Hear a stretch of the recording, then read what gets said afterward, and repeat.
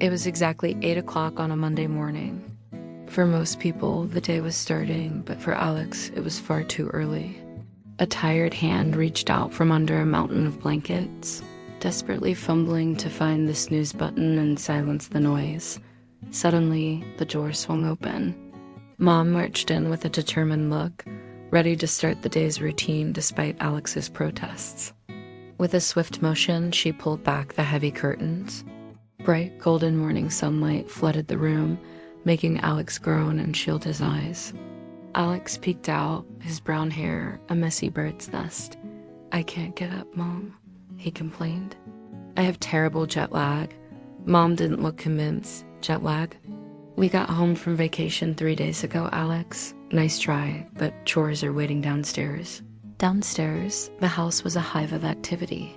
Lily, Alex's younger sister, was already busy helping out with the morning cleaning. Alex stood by the kitchen sink, staring at a mountain of greasy dishes. He looked like he was facing his greatest challenge yet. Suddenly, a spark of inspiration hit him. He dropped the sponge and pointed to his head with a look of fake realization. "Oh no, I just remembered," Alex exclaimed. "I have a massive science project due. I really need to go study right now." Mom sighed but smiled. "Education comes first." "Go on then, but make sure you actually get some work done this time."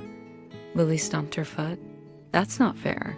He always gets out of the dishes," she complained, watching Alex disappear up the stairs. Back in the safety of his room, Alex sat at his desk.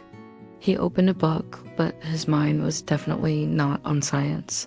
If anyone looked closely, they would see the book was actually upside down.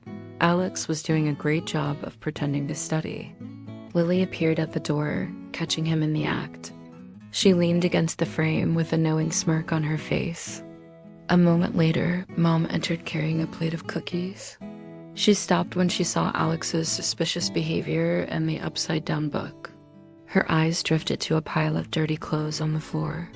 Peeking out from under a sweatshirt was a crumpled piece of paper. Mom picked it up and smoothed it out. Alex's face turned pale as he realized his little lie was about to become a big problem. The paper was a project rubric. The words "presentation board" and "due Monday" were circled in bright red ink. Today was Monday. The family gathered in the kitchen for an emergency meeting. Alex explained that the project was actually due the very next morning. Mom took charge. "We need to figure this out," she said.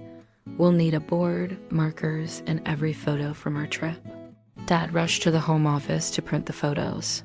But the printer made a terrible grinding sound. It was out of ink.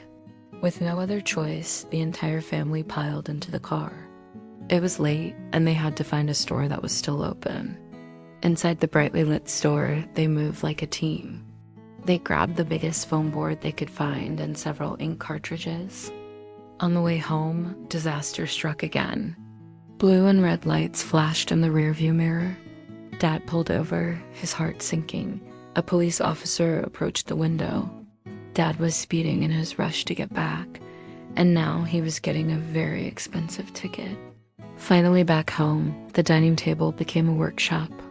Everyone had a job to do in the late-night assembly line. Lily was the designated gluer, carefully placing photos of the beach onto the board while Alex wrote the captions in his best handwriting.